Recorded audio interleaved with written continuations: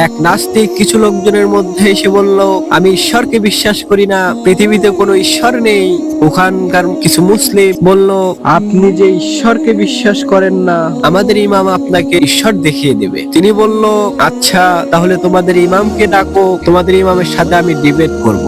ইমাম আবু হানিফা রাহমাতুল্লাহি আলাইহিকে ডাকা হলো। তার ইমাম আবু হানিফা রাহমাতুল্লাহি আলাইহি বলল, তোমার সাথে ডিবেট হবে আগামী শুক্রবার নামাজের পর। নাস্তিক বলল, ঠিক আছে, আমি নামাজ পর উপস্থিত হব।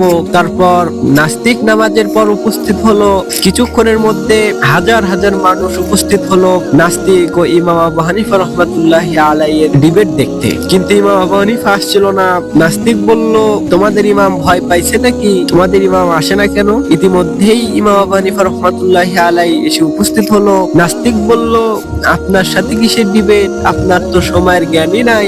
ইমাম আবু হানিফা বলল, আমার ওজর আছে। নাস্তিক বলল, কি ওজর? ইমাম আবু হানিফা বলল, আমার বাড়ির সামনে একটা নদী আছে, ওই নদী পার হয়ে আসতে হয়। প্রতিদিনে আমি নৌকায় পার হই, কিন্তু আজ এসে দেখি নদীতে কোনো নৌকাও নাই, নৌকার মাঝিও নাই। এমতো অবস্থায় ওপার থেকে একটা গাছ আপনা আপনি কেটে আপনা আপনি তথা হয়ে নিজে নিজেই নৌকা হয়ে গেল।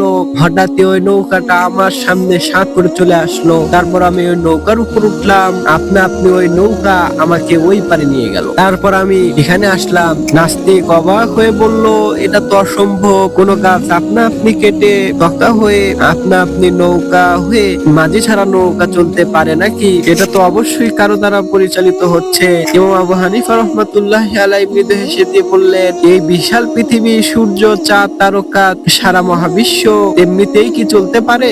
নিশ্চয়ই এর একজন সৃষ্টিকর্তা আছে যিনি একে পরিচালনা করেন। নাস্তিক বলল, তোমার কথাই ঠিক, এত নিখুঁত ভাবে পরিচালিত এই মহাবিশ্বের পিছনে অবশ্যই কোনো শক্তি আছে, এটাই আল্লাহ। আমি এখন বুঝতে পারলাম। ইমাম আবু হানিফা বলল, জ্ঞান এবং যুক্তি দিয়ে চিন্তা করো, আল্লাহর অস্তিত্ব আমাদের চারপাশের প্রত্যেকটি সৃষ্টির মধ্যেই প্রকাশিত।